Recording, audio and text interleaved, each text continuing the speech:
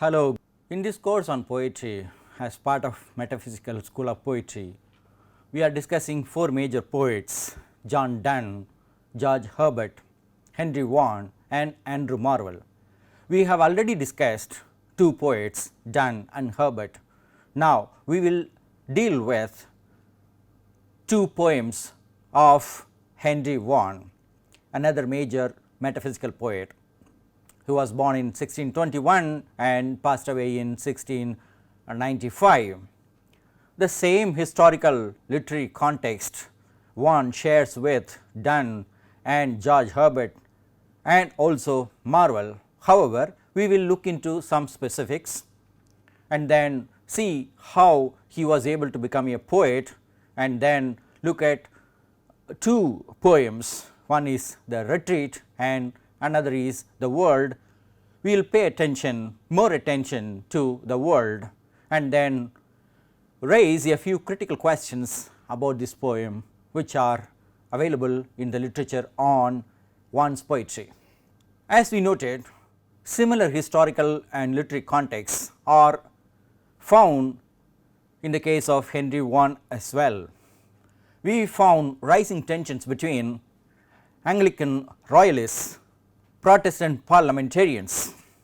This is primarily for power, who wants to have more power, and this power struggle led to the English Civil War from 1642 to 1648. At this time, we have this King Charles I. Because of his conflicting relationship with the parliament, he was found to be guilty of neglect of duty, and then he was beheaded in 1649. The Commonwealth took on the responsibility of governing the society. However, we find the tensions between the royalists and Anglicans continuing and taking shape in many different forms. When the royalists and Anglicans were attacked, what happened was they were removed from their power of position. For example, we have Bishop King.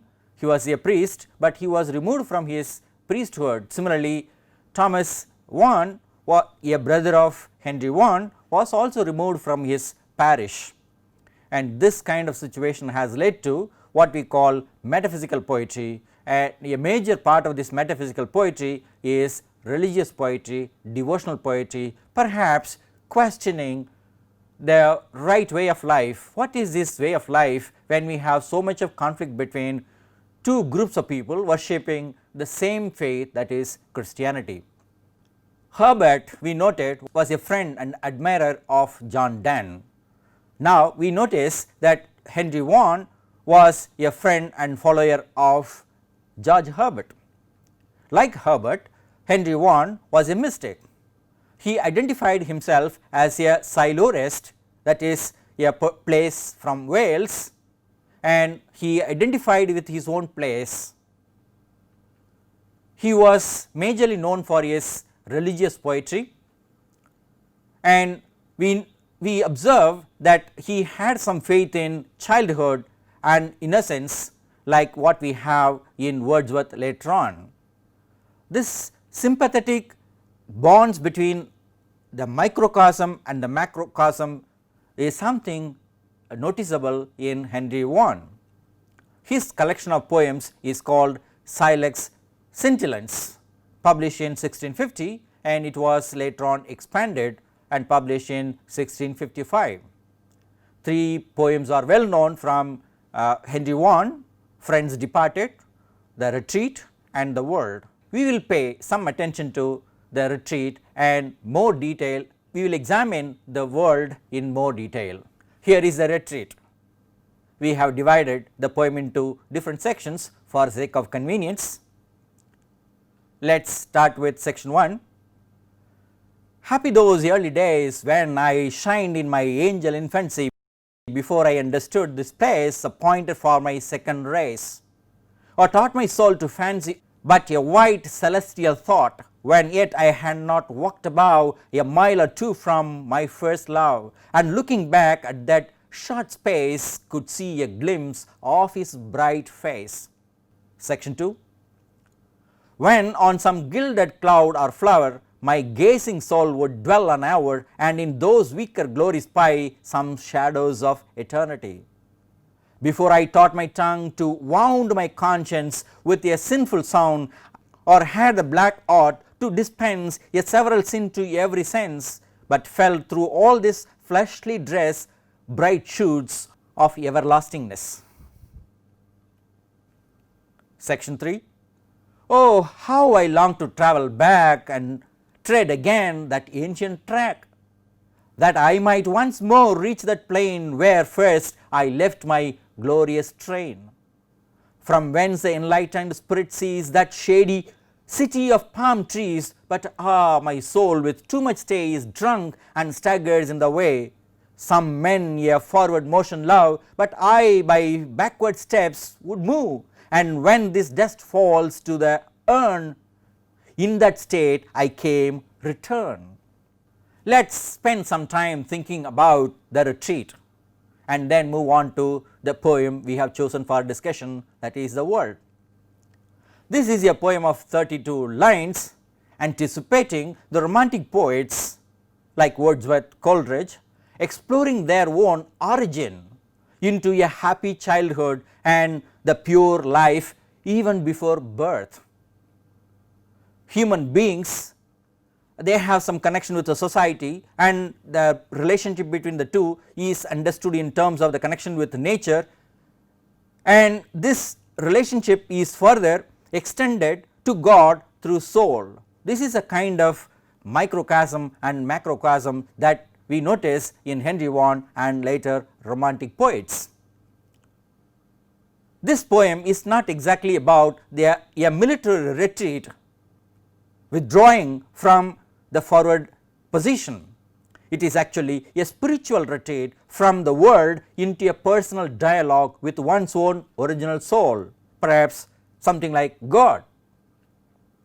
There is a possibility of seeing God and enjoying the company and grace of God. Remember, I saw the eternity the other night, Herbert declared. Henry Vaughan also shares similar spiritual connection with God.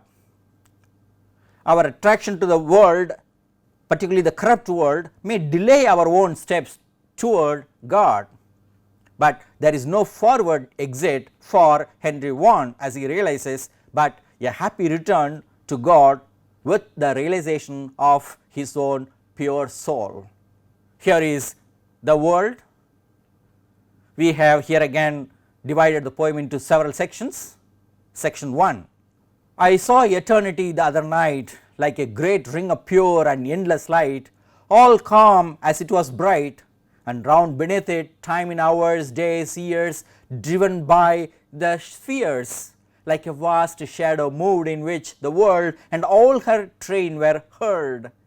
The doting lover in his quaintest strain did there complain, near him his lute, his fancy, and his flights with sore delights, with gloves and knots, the silly snares of pleasure, yet his dear treasure all scattered lay, while he his eyes and did pour upon a flower. Section 2. The darksome statesman hung with weights and woe, like a thick midnight fog moved there so slow, he did not stay nor go, condemning thoughts like sad eclipses scowl upon his soul, and clouds of crying witnesses without pursued him with one shout, yet dig them whole, and lest his ways be found worked underground, where he did clutch his prey, but one did see that policy. Churches and altars fed him, perjuries were gnats and flies, it rained about him blood and tears, but he drank them as free. The fearful miser on a heap of rust sate, pining all his life there, did scarce trust his own hands with the dust, yet would not place one piece above, but lives in fear of thieves. Thousands there were as frantic as himself, and hugged each one his pelf. The downright epicure placed heaven in sense, and scorned pretense, while others slipped into a wide excess, said little less. The wicker sort, slight, trivial words enslave, who think them brave, poor despised truth, said counting by their victory. Section 4. Yet some who all this while did weep and sing and weep, soared up into the ring, but most would use no wing. O fools, said I, thus to prefer dark night before true light, to live in grots and caves and hate the day because it shows the way which from this dead and dark abode leads up to God, a way where you might tread the sun and be more bright than he. But as I did their madness so discuss, one whispered thus, the ring the bridegroom did for none provide but for his bride. You would have noticed through the highlights or highlighted words certain significant aspects of this poem by now. We have a number of questions which will help us understand this poem much better. These questions are part of the oppositional strategy that we use to understand and appreciate the poem. How does a poem begin?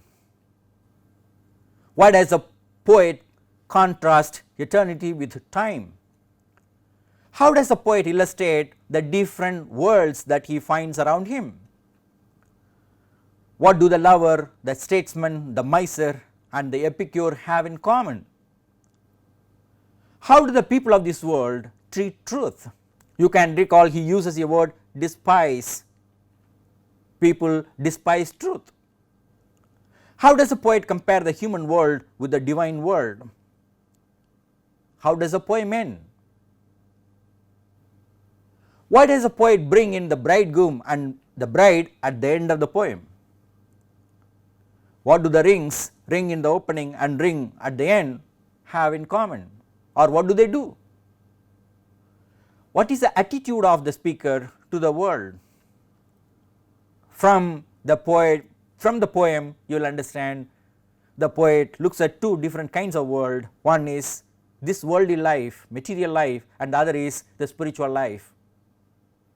The poet, drawn to this spiritual life, looks at this material life and finds, oh so sad, these people are despising truth, despising God, going away from God, thinking about themselves, forgetting another world, the better world. The poem has a wonderful structure. It is organized very well. As you can see, the poem has 60 lines and they are organized into 4 stanzas of 50 lines each. But there are 3 parts that we can see. The first part dealing with the way of God, the second part dealing with the ways of the world. Within the ways of the world, we find some pictures of the doting lover, the darksome statesman, the fearful miser, the downright epicure and other people.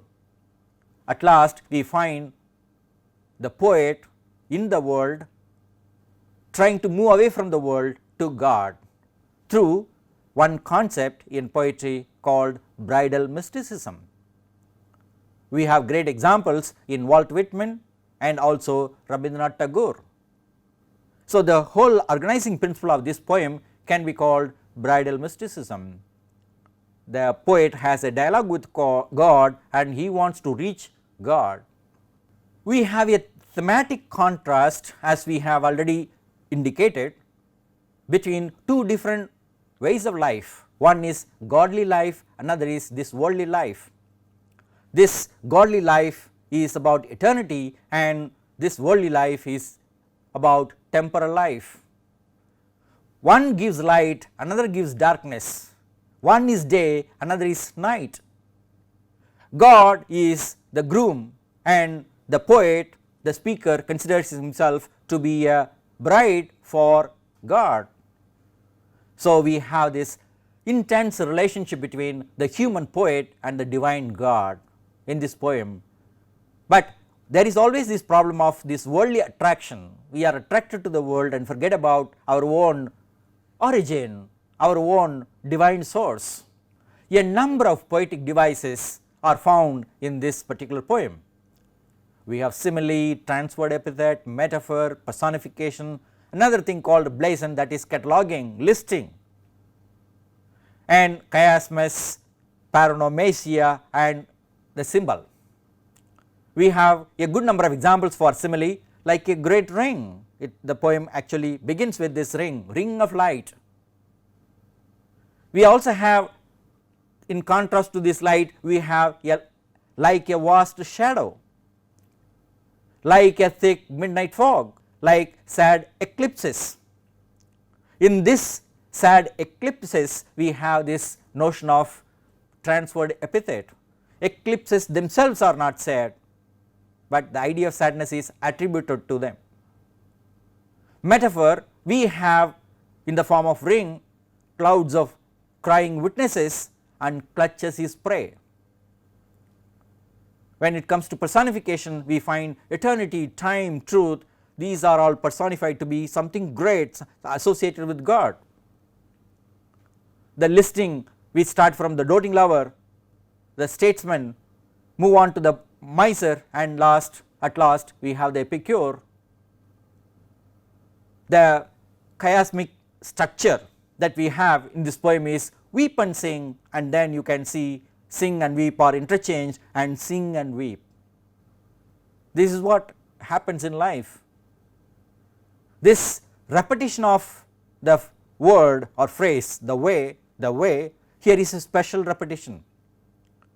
First, the way ends one line, and then second way begins the next line. That is where we have this paronomasia, the symbol of the ring connected with the wedding ring, the ring showing light, and the wedding ring connecting the poet with God. When we pay attention to the rhyme, rhythm, and meter of this poem, we notice something significant in this poem. We have a number of triplets in this poem, in line 1 to 3, 16 to 18, 31 to 33, and 46 to 48. The rest we have couplets. So, some rhyme, strong rhyme we have, suggesting perhaps the strong possibility of uniting with God. We have feminine rhyme, I rhyme. In the case of feminine rhyme, we find double syllables and single syllables rhyming alternately, like provide, bride, be, victory. There are some I rhymes as well. They look like rhymes, like scowl and soul, abode and God. When it comes to the meter, we find that there are many variations. We have dimeter, trimeter, tetrameter, and pentameter. That is a foot, that is a measure. Generally, most of these lines are within this iambic structure or iambic measure. We have interesting alliterations like silly snares, wait and oh, dead and dark, contributing to the powerful impact of the poem on the reader. To form a general opinion about this poem, we have certain ideas. The speaker of this poem appears to be familiar with the world of God and also the world of human beings. He chooses to unite with God as a bridegroom and he himself as bride. It is a religious or mystical poem in the tradition of metaphysical poetry. It crosses the different ways and levels of life effortlessly to suggest the possibility of union with God through the ritual of surrender and devotion. Then the poet can devote himself to his own friend Herbert, who was committed to God, and yet one could remain a poet, his own individual poet, as a Welsh poet, as an Anglican royalist in an intolerant, individualistic, urban, middle class, mercantile Protestant society. On the one hand, one is devoted to his friend, on the other hand he is devoted to God, but these two paths merge in their pursuit of God. We have some critical questions on this particular poem. There are two questions. Is Vaughan's poem The World the best or worst poem? The second question is this poem a poor imitation of George Herbert? So, we have critical opinions. On the one hand, we have the general estimate saying that the first 7 lines are wonderful, but the rest of the poem from line number 8 to 60 do not have the same poetic power that we have in the first 7 lines. On the other hand, we have a group of poets like Kermode, Symonds, Chambers and others who argue that The World is certainly a masterpiece of Henry Vaughan. Why do they say so? They have these arguments. It is not a witty poem like Donne's, but it is a serious poem. Its images are well developed coherently throughout the poem. Finally, they say it is an original poem, not just a poor imitation of George Herbert. We have so far examined the poems of Henry Vaughan, specifically 2 poems, The Retreat and The World. We brought in the historical and literary context which shaped metaphysical poets, and then brought in the life of Henry Vaughan as a devoted, committed religious poet. In The Retreat, we find the poet retreating into himself, that is going back into himself and finding out his relationship with God. The World also has similar pursuit of uniting with God as a bride unites with her bridegroom. The analysis of poetic devices, rhythm, rhyme and meter, and also this oppositional strategy of thematic contrast clearly shows that both poems are wonderful poems, particularly The World. In spite of the critical questions raised by various scholars, we find The World to be a very interesting poem for us to think about. Perhaps today we may not have that intensity of our relationship with God, but then in our own moments, sometimes at least, there is a light coming into our life, and that light may lead us to God or the origin of our own life. We have some references which may be useful to you. Reading Kermode's essay would be really enjoyable and beneficial, very insightful for you. Thank you.